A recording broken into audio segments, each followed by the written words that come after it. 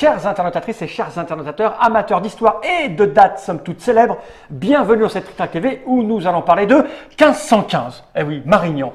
C'est une date qu'on connaît parce qu'on nous la répète des milliers de fois à l'école, mais personne ne sait vraiment ce que c'est que 1515 Marignan, puisqu'au-delà de la date, plus personne n'écoute en classe. Sauf Monsieur Amable Sablon du Corail, ici présent. Comment ça va, Monsieur Amable? Très bien. Voilà, tu n'es pas venu seul, tu es venu avec l'incroyable, l'incorrigible Monsieur Guillaume.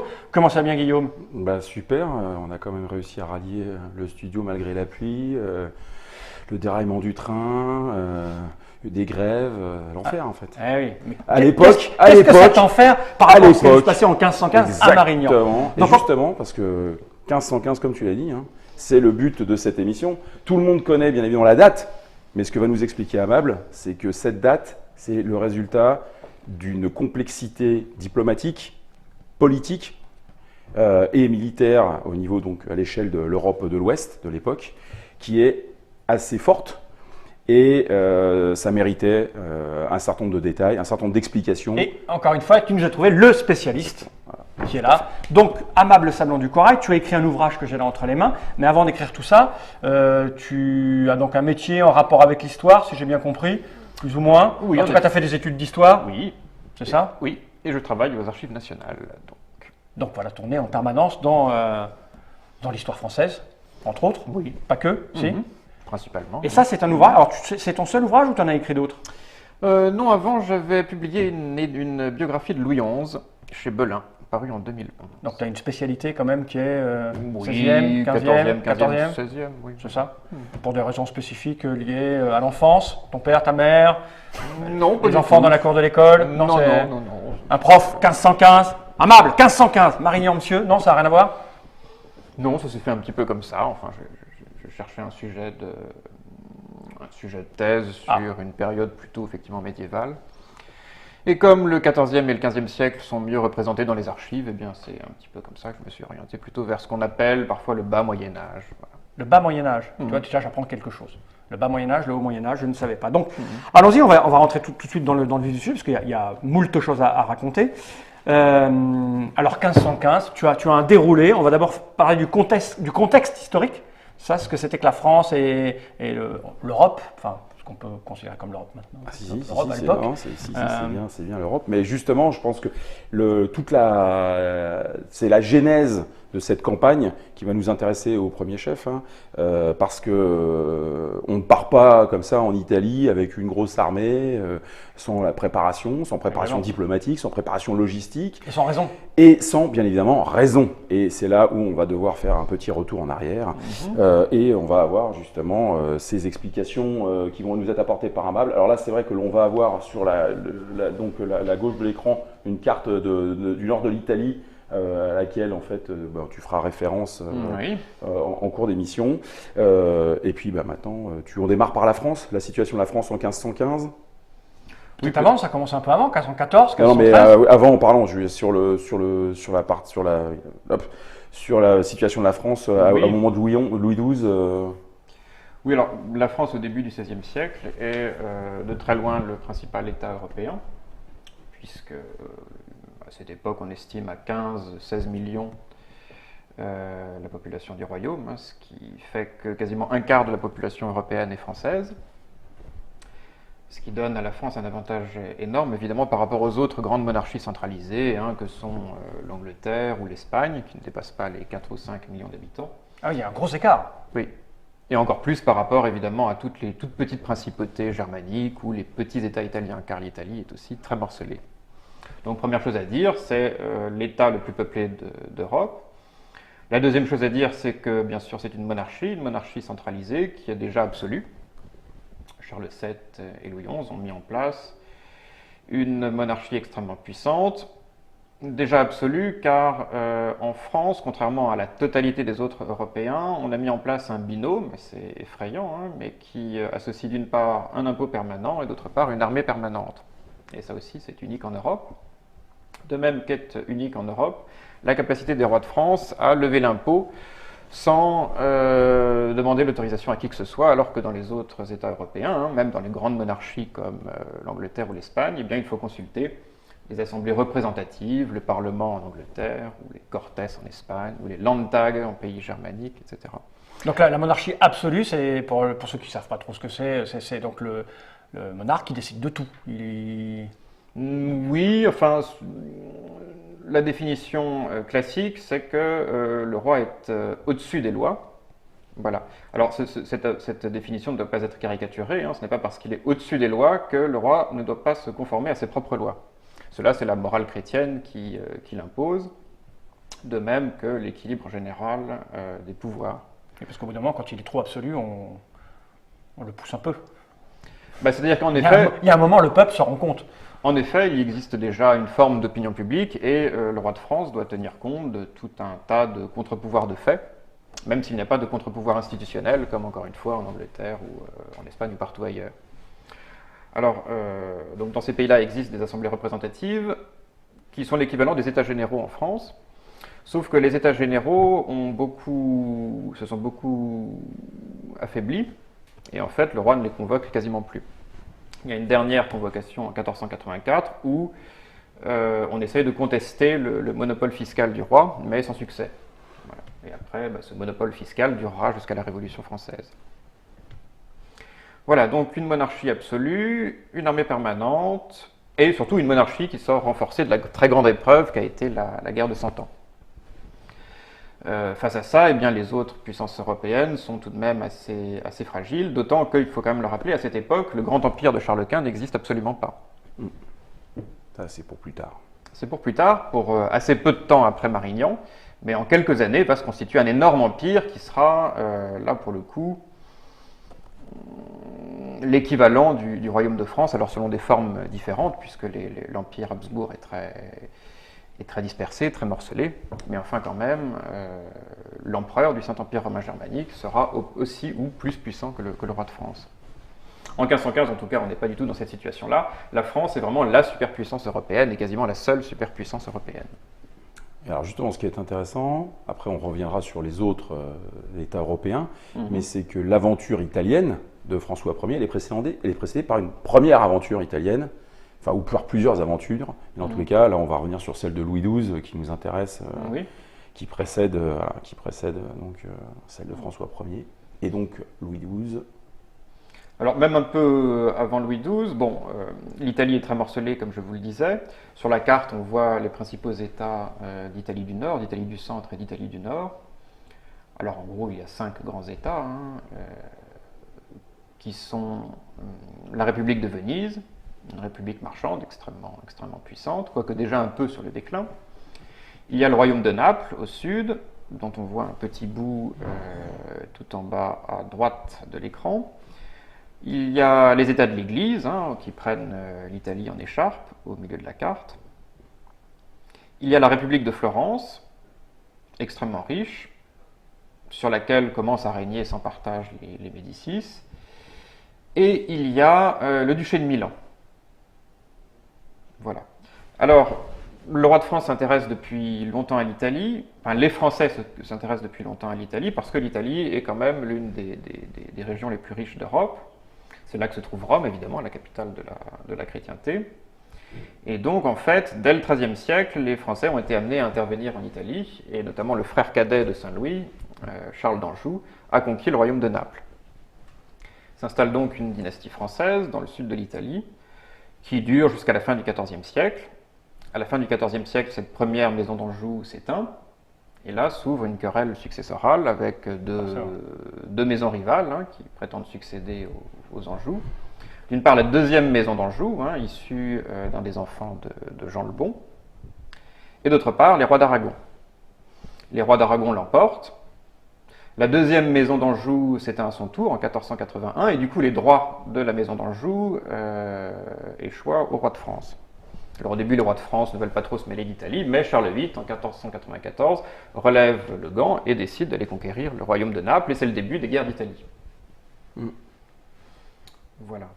Donc première revendication française, le royaume de Naples, à laquelle s'ajoute le duché de Milan, puisque Louis XII, qui a succédé à Charles VIII, est le petit-fils de Valentine Visconti, qui est l'héritière du dernier duc de Milan de la dynastie des Visconti.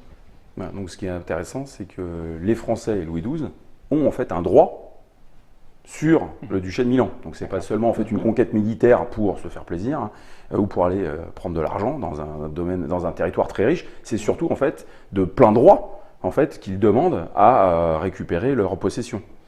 Alors en effet, le duché de Milan était vraiment l'obsession de la vie de Louis XII. Bon, c'est une querelle successorale comme il y en a eu tant au Moyen Âge et au début de l'époque moderne. C'est encore une querelle de nature assez médiévale. Voilà. Ok, oui, c'est pas question de. Il n'y a pas d'ego et d'amour propre, c'est juste. Parce quand que même. le droit, si. C'est essentiellement Oui, ça. bah, il s'agit de défendre son honneur et de réhabiliter ses droits sur un héritage. Mais ces droits venaient d'où? J'y ai droit, mais. Bah, ce sont des droits de type, c'est une querelle successorale, hein, féodale, si vous voulez. Donc il estime que les ducs de Milan de la dynastie des Sforza, qui ont succédé aux Visconti, sont des usurpateurs et que le vrai duc, eh bien, c'est lui. D'accord. Bon.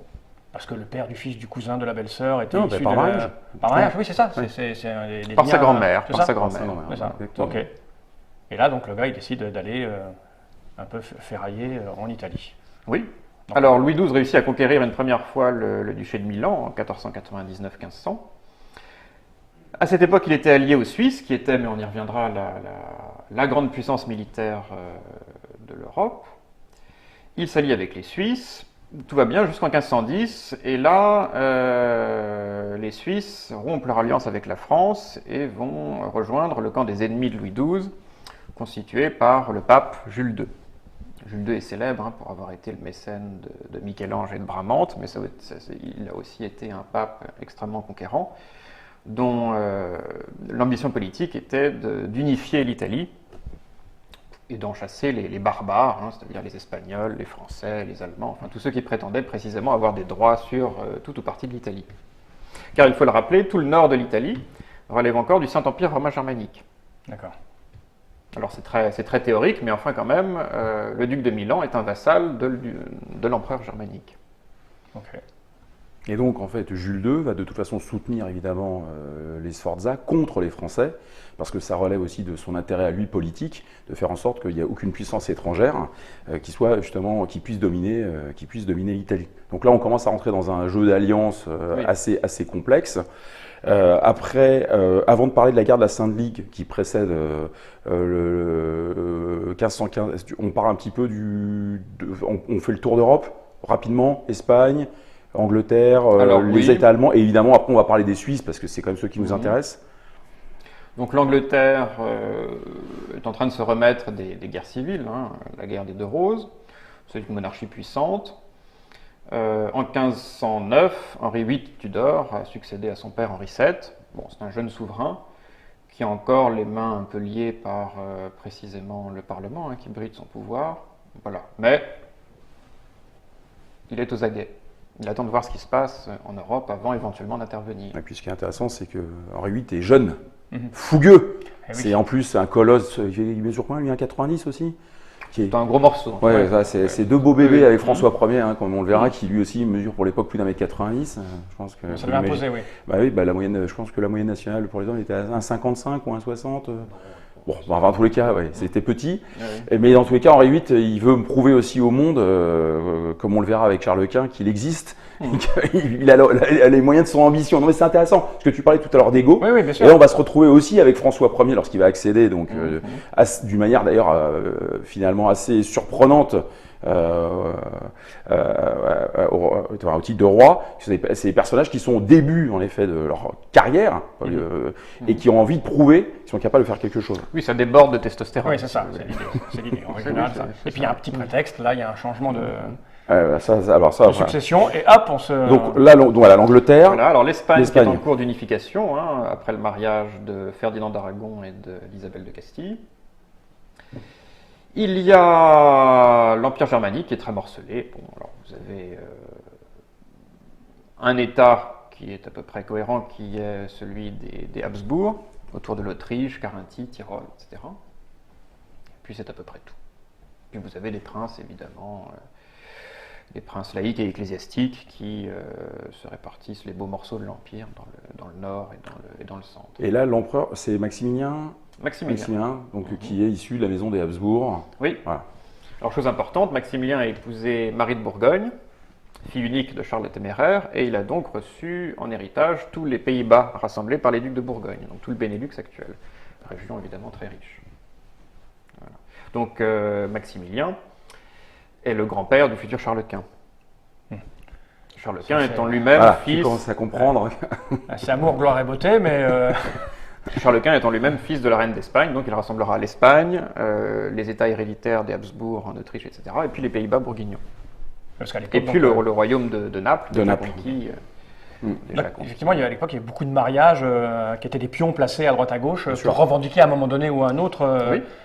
les droits sur un territoire, un pays ou quoi ou qu'est-ce. Donc forcément, au bout d'un moment, comme tout le monde se mariait, cousin, cousine, machin, il y avait des frictions.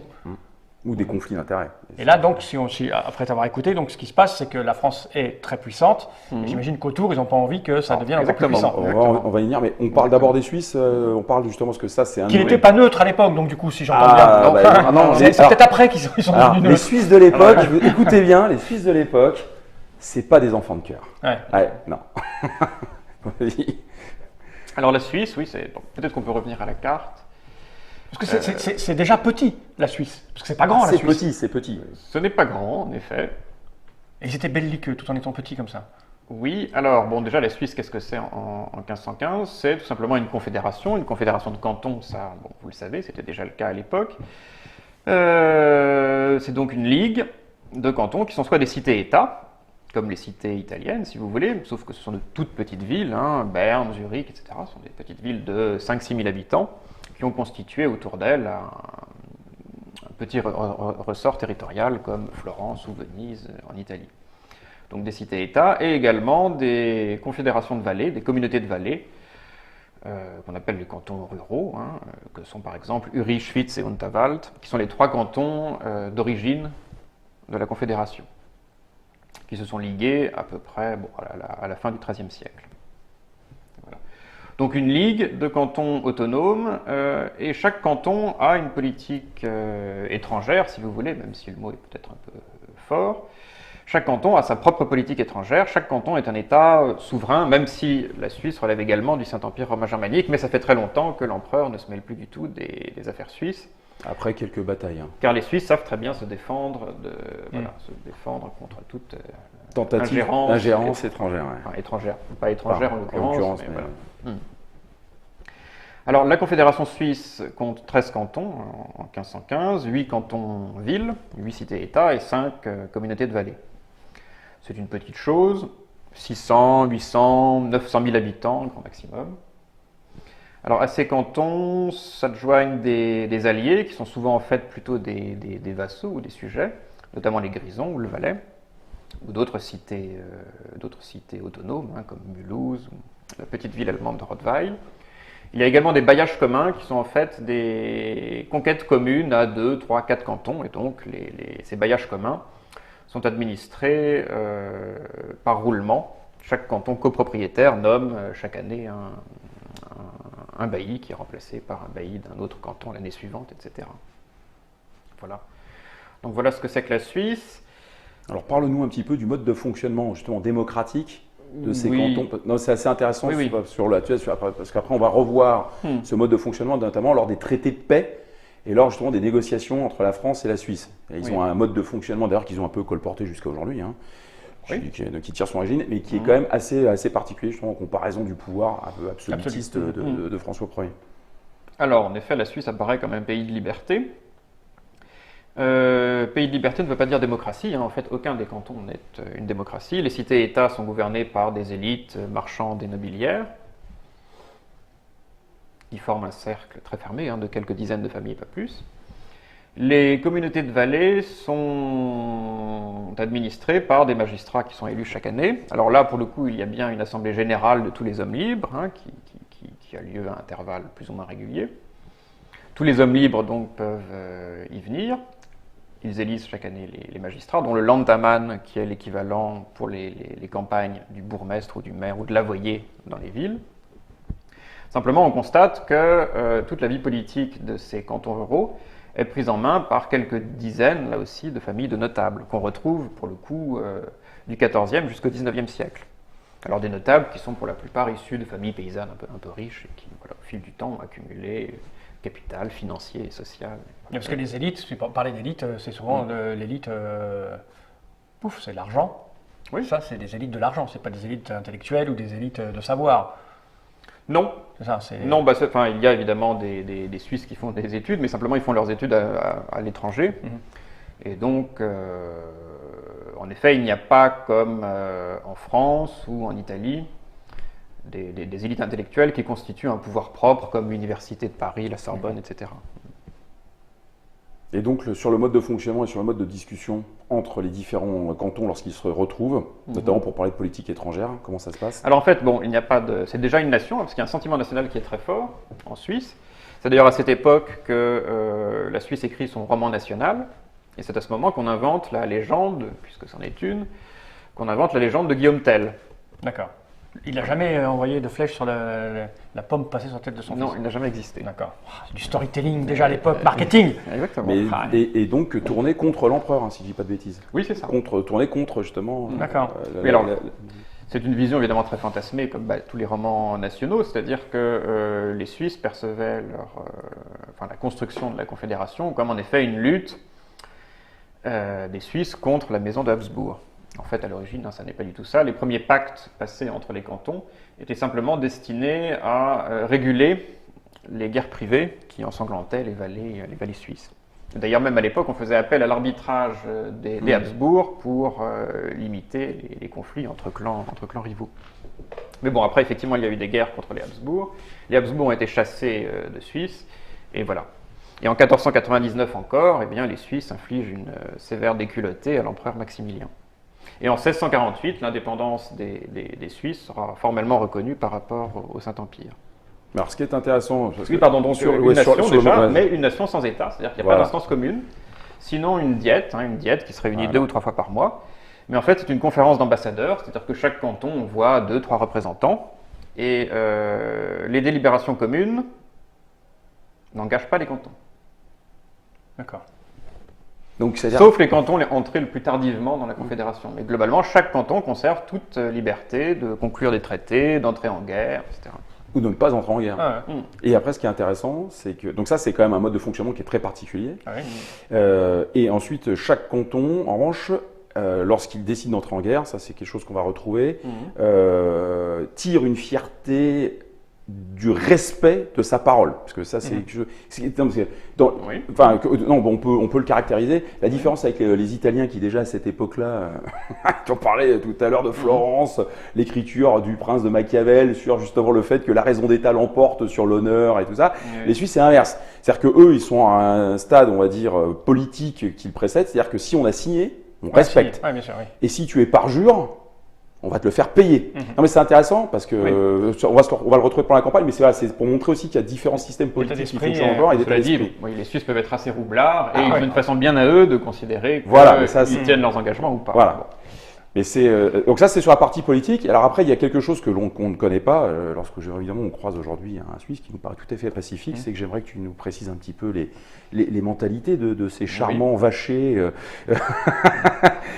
et gardiens de troupeaux dans les vallées à l'époque, dans tous les cas.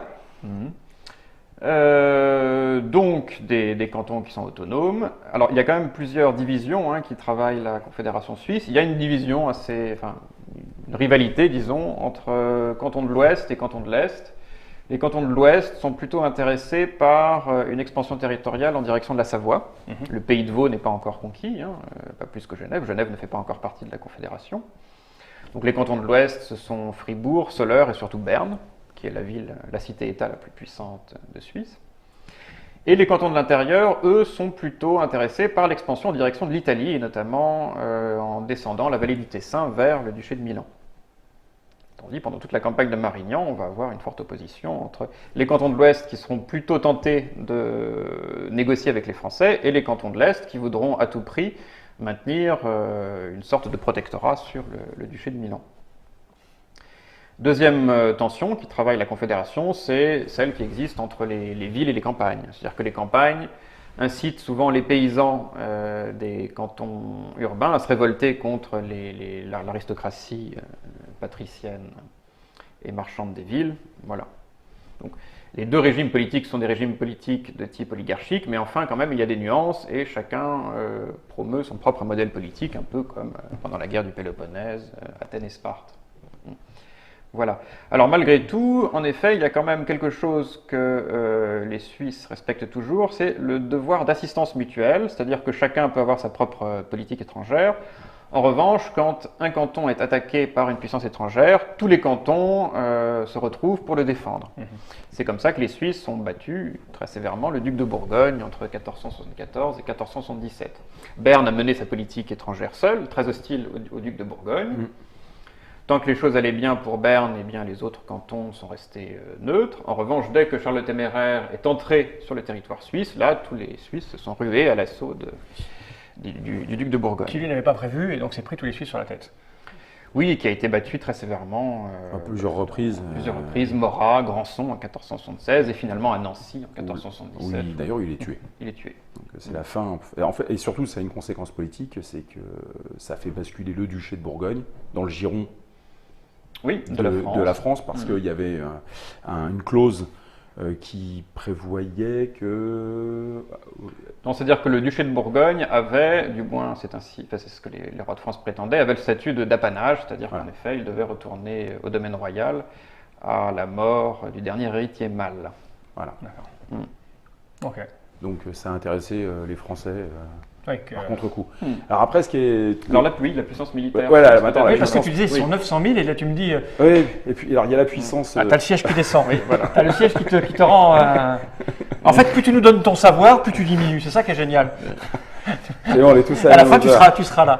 Donc les Suisses, oui, c'est alors, belliqueux, voilà. ils sont 900 000, ils ont combien de soldats 800 000. Waouh. Non, non, mais bon, ils ont... Alors, la puissance militaire suisse repose sur son infanterie. Du coup, on a parfois un peu fantasmé au XIXe siècle, c'est-à-dire qu'on a imaginé une Suisse qui aurait inventé la conscription, si vous voulez, le service militaire obligatoire pour tous les hommes de plus d'un certain âge. Voilà. Alors, bon, c'est très exagéré, c'est-à-dire qu'il y a une seule chose qui existe, c'est l'obligation pour tous les hommes de plus de 16 ans, l'obligation de répondre aux convocations des autorités cantonales quand il y a un danger, etc., quand il y a un ennemi qui se présente à l'horizon, etc. Mais c'est tout. Il n'y a pas d'entraînement collectif, il n'y a pas de caserne, il n'y a quasiment pas de règlement militaire. Donc l'art de la guerre suisse est un art de la guerre un peu spontané. Au fond, les armées suisses, ce sont des milices communales, dans la plus pure tradition médiévale. Des milices communales à la fois urbaines et rurales. Et des milices communales très très efficaces, d'abord parce que les Suisses ont toujours été obligés de se défendre par eux-mêmes. C'est-à-dire que les Suisses ne pouvaient pas faire comme les villes italiennes qui étaient suffisamment riches pour payer des mercenaires, et elles ne voulaient pas faire comme les villes françaises, par exemple, qui ont remis à un prince le soin d'assurer leur sécurité. Elles voulaient rester autonomes, indépendantes, donc voilà. Elles ont dû maintenir leurs institutions militaires. Ensuite, le système d'armes, si vous voulez, bon, au risque d'être un peu anachronique, le système d'armes suisse est très efficace. Il est fondé sur le binôme pique et hallebarde. Oui. Voilà. Pique et hallebarde. Donc, Oui, ça fait mal. Voilà, avec en plus quelques arbalétriers qui sont remplacés par des arquebusiers au début du XVIe siècle. Donc tout cela fait une armée homogène, au maniement tactique assez simple, puisqu'il n'y a qu'un seul type d'arme, voilà, pas de cavalerie, pas d'artillerie, ou très peu, sauf à avoir des alliés qui ont de l'artillerie et de la cavalerie.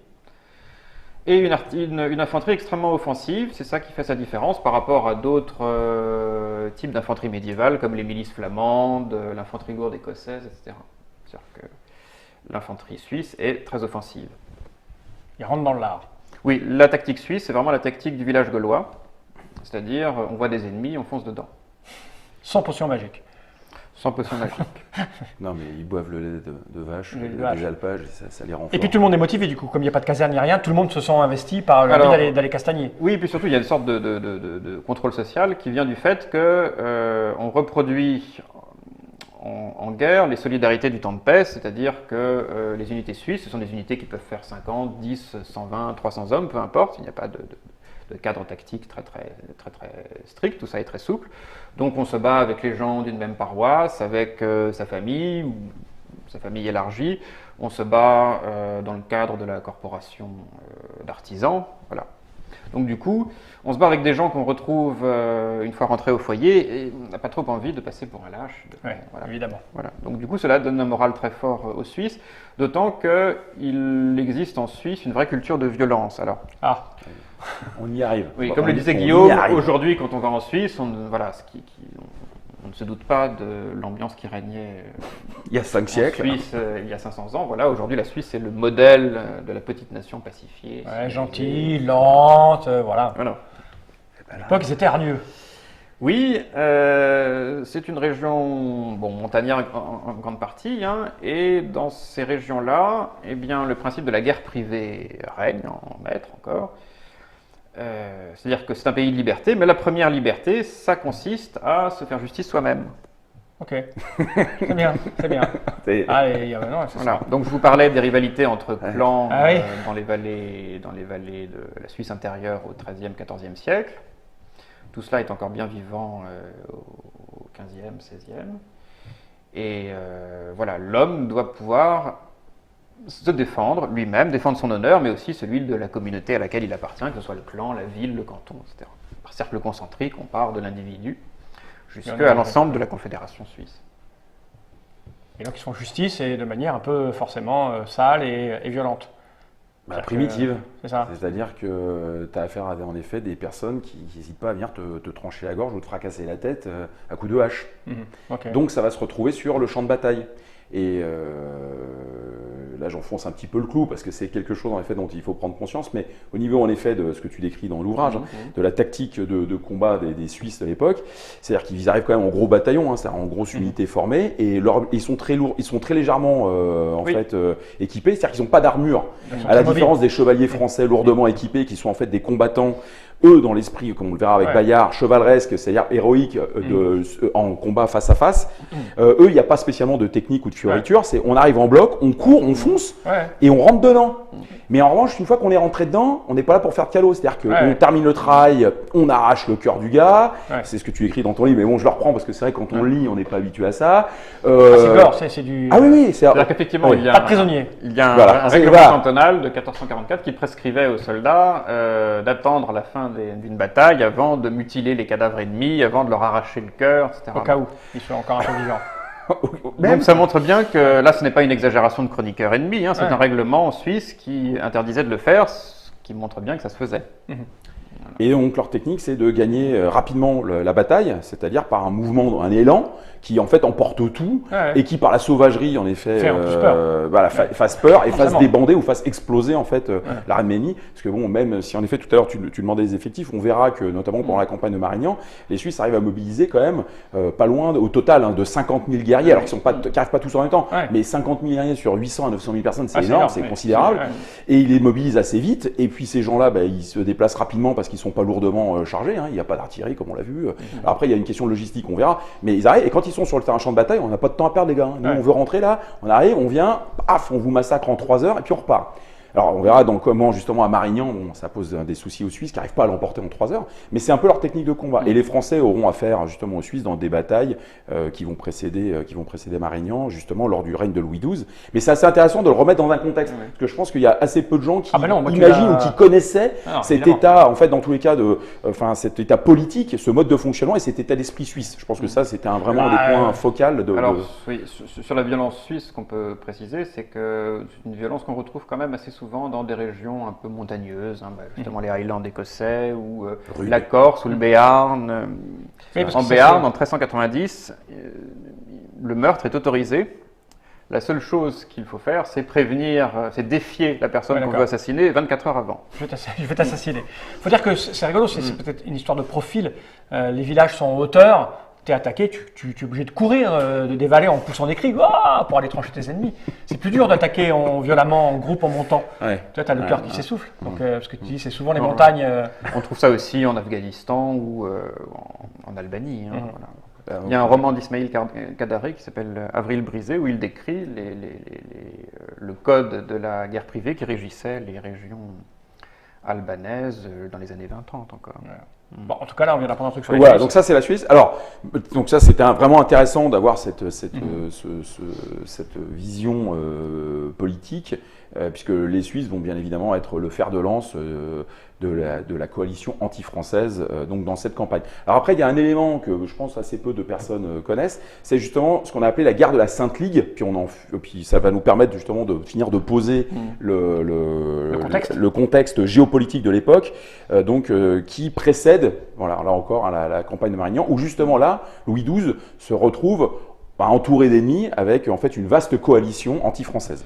Oui, alors on va rester simple parce qu'effectivement c'est très compliqué et ça montre bien tous les retournements diplomatiques auxquels les guerres d'Italie pouvaient donner lieu. La guerre de la Sainte Ligue commence en 1508 quand en fait tout le monde se ligue, non pas contre la France mais contre Venise, qui avait pratiqué une politique un peu imprudente. Bon, donc les Vénitiens avaient mécontenté tout le monde, en particulier le pape, Jules II, qui rassemble sous son égide toutes les puissances d'Italie ou est présente en Italie, dont la France. Très vite, la République de Venise est complètement occupée, sauf Venise, qui est quand même très difficilement prenable dans les lagunes. Et du coup, les alliés commencent à se déchirer entre eux, et tout le monde trouve que le roi de France est décidément devenu bien puissant. Et on assiste à un retournement d'alliance spectaculaire, c'est-à-dire que toutes les grandes puissances européennes attaquent la France. Ah oui. Toutes. Et du coup, la France, très peu de temps après, va s'allier avec Venise. Et forcément. Voilà. Il n'arrive plus que ça. Et on est dans cette situation en 1515. La France a été chassée du duché de Milan. Et elle est alliée à son ancien ennemi, qui est la République de Venise. Mais la France était arrogante pour que tout le monde se lie contre, ou c'était juste une analyse topographique et politique qui disait que bon, ils vont devenir gros. La France était arrogante. Oui, les Français ont toujours eu cette réputation. Ouais, bien sûr. Mais quand même, de là à se prendre tout le monde sur le coin de la gueule, c'est qu'il fallait. C'est surtout une question d'équilibre européen. Voilà. La peur. Oui. La peur qu'il y ait un basculement et que tout le monde passe sous la coupe de la France. Oui, c'est ça. Ce qu'on verra sous le règne de François Ier. C'est-à-dire que dès que François Ier prenait l'avantage, l'Europe se liguait contre lui. Et dès que Charles Quint a remporté à Pavie une victoire décisive sur François Ier, on a assisté à un grand retournement des alliances. Et François Ier est devenu un peu le fer de lance des princes européens qui voulaient éviter l'hégémonie Habsbourg. C'est un peu comme quand on joue à un jeu de plateau, un jeu de société, il faut vraiment parfois être en tête, sinon tout le monde se met contre vous. C'est ça. Ça peut arriver. Pas qu'on gagne la partie. Et donc, dans cette période, il y a un épisode justement d'une bataille qui s'appelle la bataille de Novare en 1513. Qui se déroule en fait un petit peu à l'est entre Turin et Milan, où on a une armée française qui est battue justement par une armée suisse composée essentiellement de Suisses. Uniquement de Suisse. Oui, uniquement de Suisse. Et sur une échelle un peu plus petite, c'est deux armées d'à peu près 10 000 hommes qui se font face. Oui. Mais justement, on voit qu'il y a des éléments qu'on va retrouver à Marignan. C'est que les Suisses ont une capacité à résister ensemble, groupés, et de solidarité qui leur permet d'ailleurs de résister à une charge à un moment de la cavalerie lourde française, les gendarmes. Et puis ensuite, ils arrivent à prendre le dessus et à repartir de l'avant. Et en fait faire voler en éclats le front composé notamment déjà par des lance-quenets allemands qui étaient des mercenaires, sachant que l'infanterie française à l'époque n'était pas réputée pour sa grande qualité. On peut peut-être dire un mot de l'armée française. Voilà. Oui, allons-y. Alors l'armée française, c'est un peu l'opposé en tout point de l'armée suisse. C'est une armée monarchique. Et c'est aussi le fruit de la guerre de Cent Ans et des réformes militaires de Charles VII. Le cœur de l'armée française, ce sont les compagnies d'ordonnance qui sont l'armée permanente, puisque les autres éléments, notamment l'infanterie, ne sont pas permanents. On les recrute pour la durée d'une campagne et puis c'est tout.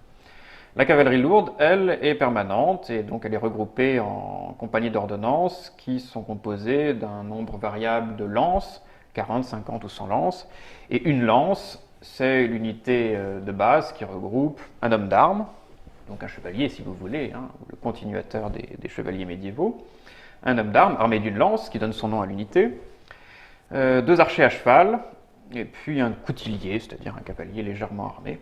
Et ces 4 combattants sont servis par 3-4 valets ou domestiques. En 1515, il y a 3000 lances dans l'armée française, c'est-à-dire donc 12 000 combattants qui sont regroupés dans une quarantaine de compagnies d'ordonnance. Alors les archers à cheval, à l'origine, étaient simplement de l'infanterie montée, c'est-à-dire qu'ils se déplaçaient à cheval, mais ils combattaient à pied. En fait, très vite, les archers à cheval sont recrutés parmi les nobles, qui se mettent à combattre bien comme les hommes d'armes, c'est-à-dire qu'ils abandonnent l'arc et ils chargent à la lance et se battent à l'épée exactement comme les hommes d'armes. Voilà. Et d'ailleurs, au milieu du XVIe siècle, les archers à cheval seront tous nobles, ou en tout cas ce sera une obligation que d'être noble pour devenir archer à cheval. Ces places étaient très convoitées, parce que la solde qu'on versait aux gens de guerre de l'ordonnance était importante, à une époque où la noblesse française quand même était en crise. Les revenus de la noblesse avaient beaucoup baissé à la suite de l'émancipation des paysans, de la grande crise économique qui a suivi la peste noire au milieu du XIVe siècle. Voilà, donc les compagnies d'ordonnance, qui sont le réceptacle des pratiques guerrières médiévales. Voilà. Alors les compagnies d'ordonnance sont très conservatrices sur le plan militaire, mais très efficaces. Et les charges de la cavalerie française sont redoutées. Les chroniqueurs italiens, les humanistes italiens parlaient de la furia franchese. Eh bien, c'est aux charges des compagnies d'ordonnance françaises qu'ils faisaient allusion. Donc voilà, la colonne vertébrale de l'armée française, ce sont les compagnies d'ordonnance, à une époque où la cavalerie lourde est loin d'être obsolète, malgré l'émergence d'une infanterie qui est de plus en plus efficace et qui compose maintenant la majorité des effectifs des armées européennes. La cavalerie, l'artillerie, alors l'artillerie française est l'une des plus modernes d'Europe, sinon la plus moderne d'Europe. Elle se signale par la qualité du métal employé, la qualité des attelages, par le fait qu'on utilise des boulets en fer et non en pierre. Voilà, alors l'artillerie est également permanente, mais évidemment les effectifs permanents sont très faibles. Il suffit de quelques centaines de personnes pour maintenir le parc d'artillerie en bon état. Et puis le grand problème de l'armée française, c'est l'infanterie, puisqu'il n'y a pas d'infanterie nationale, c'est-à-dire recrutée à l'intérieur du royaume, qui soit capable d'affronter avec succès les lansquenets allemands, les Suisses ou les Espagnols. Alors on a tenté de mettre en place une sorte d'infanterie de réserve sous Charles VII et Louis XI, c'est ce qu'on a appelé les francs archers. Un peu plus tard, François Ier créera des légions provinciales dans les années 1530. Là aussi, il s'agit d'une infanterie de réserve qu'on payait très peu en temps de paix, et puis qui était censée, comme les légions romaines, être levée en temps de guerre. Et puis voilà. Le résultat a été assez peu convaincant, et donc il a fallu mettre en place une infanterie permanente, mais tout cela s'est fait très progressivement, parce que une infanterie permanente était à l'époque beaucoup trop chère pour le roi. Donc, et là, voilà, on paye des mercenaires. Donc on paye des mercenaires qui viennent de... qui viennent d'un peu partout, mais on paye des mercenaires. Pourquoi? Parce que ce sont des soldats qui sont professionnels, c'est-à-dire qui sont immédiatement opérationnels. Ils sont entraînés? Ils sont entraînés, et on ne les recrute que pour la durée d'une campagne, donc 3 mois, 4 mois. Donc ils sont mieux payés que des soldats qu'on aurait recrutés en France, mais pour beaucoup moins longtemps. Et puis ceux qui sont morts, tu ne les payes pas du coup. Donc, Si, parce que... La famille. La famille, Ouais. Et puis les mercenaires s'entendaient entre eux pour récupérer les récupérer soldes ça, et éventuellement les verser à des ayants droit. Ok. Non, c'était... C'était bien fait. Alors, Oui. ouais, puis, alors, mais bon, dans façon, sur la partie paye, ce qui est intéressant, c'est que le mercenaire de l'époque est mieux payé que l'ouvrier spécialisé de l'époque. C'est-à-dire que c'est pas un métier dans lequel on va parce qu'on n'a rien d'autre à faire ou parce qu'on ne tient plus à la vie. C'est que, bon, bien évidemment, déjà, on espère revenir vivant, sachant qu'à l'époque, lorsque notamment on gagne une bataille, on a beaucoup plus de chances de s'en sortir parce que c'est vrai que lorsqu'on perd une bataille à l'époque, souvent il y a des poursuites et souvent, en effet, les prisonniers se font massacrer. Donc, c'est. Non, mais c'est ce qui explique aussi les écarts, en fait, notamment en nombre de morts. Alors, donc, et puis c'est assez court et c'est une manière de s'enrichir. Ouais, bien sûr. Alors, sur la question des salaires, c'est très intéressant. Ce qu'il faut savoir, c'est que la guerre, à cette époque, c'est une industrie de main-d'œuvre. C'est-à-dire que 90% du coût de la guerre, ce sont les soldes qu'on paye aux combattants qui venaient avec leurs armes. C'est pas le matériel qui coûte cher. Et qui payaient les vivres. Qui payaient les vivres aux marchands qui suivaient l'armée. Donc en fait, le roi n'avait à payer que les soldes quasiment. Bon, après, il y avait évidemment des frais de charroi, etc. Mais le gros du prix, ce sont les soldes. Or, effectivement, les soldes des soldats, d'ailleurs c'est intéressant, la profession de soldat se définit par le mode de rétribution. C'est tout à fait significatif.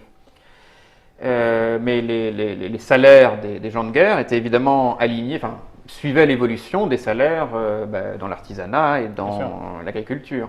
Or, le niveau des salaires à cette époque est très très élevé. Pourquoi? Pour une raison très simple, c'est qu'après la peste noire, la population de l'Europe a beaucoup baissé.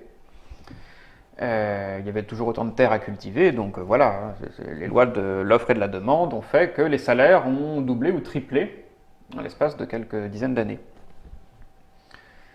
Ce qui fait que la guerre est quelque chose de particulièrement coûteux sous le règne de François Ier. La guerre a toujours coûté cher, hein, mais néanmoins c'est plus ou moins vrai selon les époques, et à cette époque c'est très très vrai.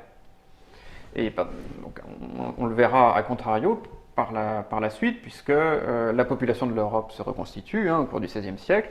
Vers 1550, la population européenne retrouve son niveau du début du XIVe siècle, et à ce moment-là, les salaires recommencent à baisser. On estime que les salaires ont été divisés par 4 entre le début et la fin du XVIe siècle. Donc vous voyez, multipliés par 3, puis divisés par 4. Ce qui explique pourquoi les armées de Louis XIV ont été infiniment plus nombreuses que celles de François Ier, c'est tout simplement que c'était beaucoup moins cher. Mais pour revenir justement sur le coût de la guerre, ce qui est intéressant, c'est que la France, non seulement elle est populeuse, mais elle est riche. Elle est donc, riche. Elle peut se permettre d'acheter, de louer les services de nombreux lansquenets.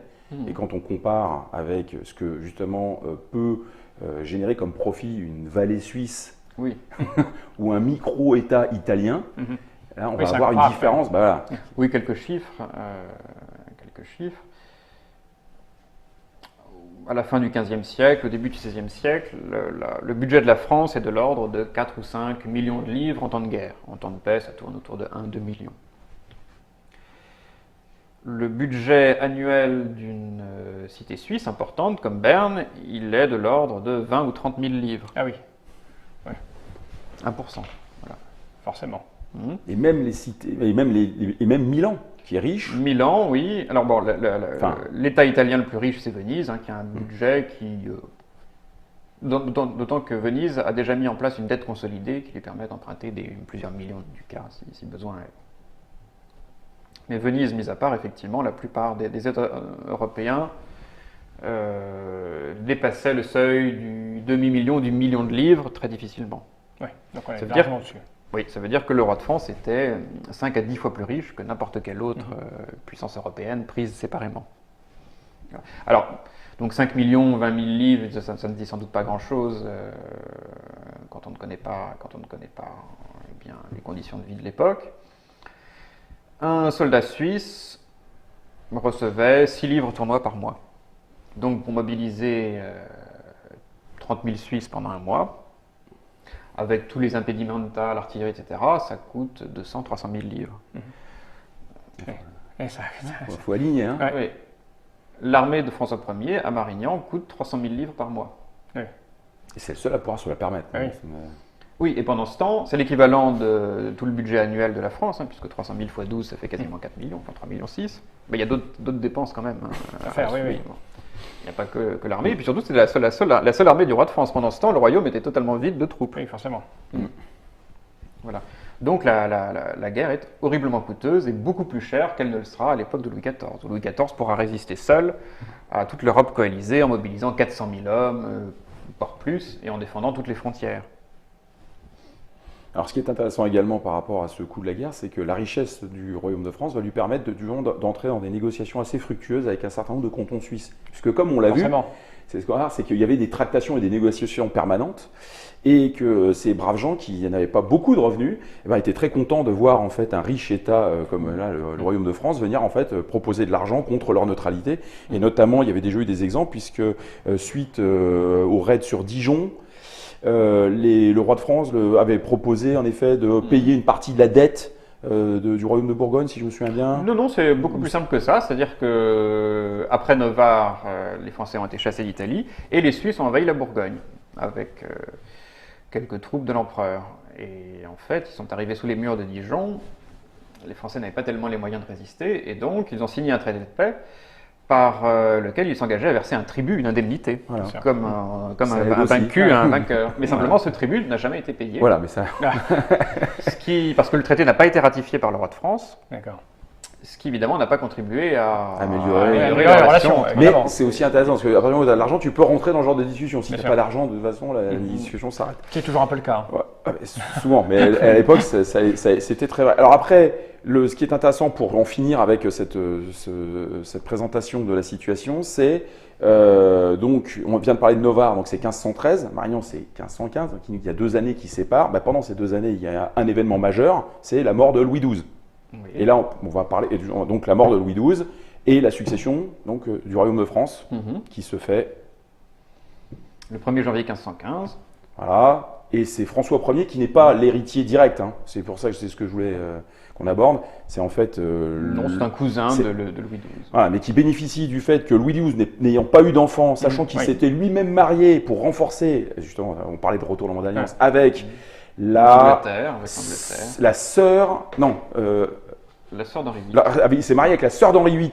Donc c'est très intéressant. On sort de la guerre de 100 ans. La sœur d'Henri VIII, nouveau roi d'Angleterre, se marie avec Louis XII.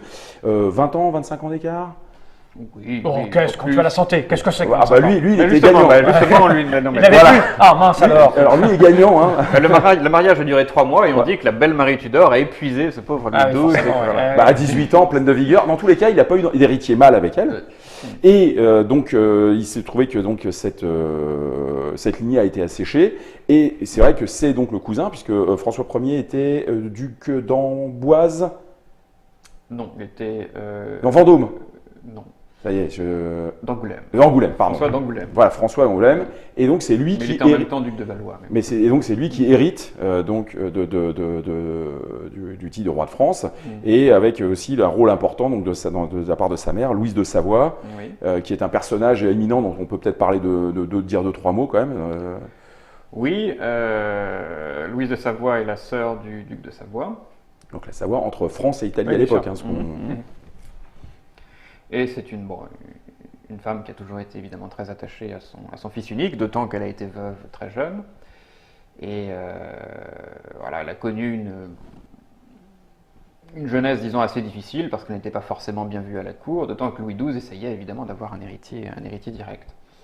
Mais enfin, tout s'est bien passé. D'ailleurs, dans son journal intime, elle notait avec satisfaction toutes les fausses couches de la reine. Alors, pas de Marie Tudor, mais de la précédente, qui était Anne de Bretagne. Voilà. Enfin, tout est bien qui finit bien. Anne de Bretagne est morte sans héritier mâle. François Ier a épousé la fille précisément de Louis XII et d'Anne de Bretagne, Claude de France.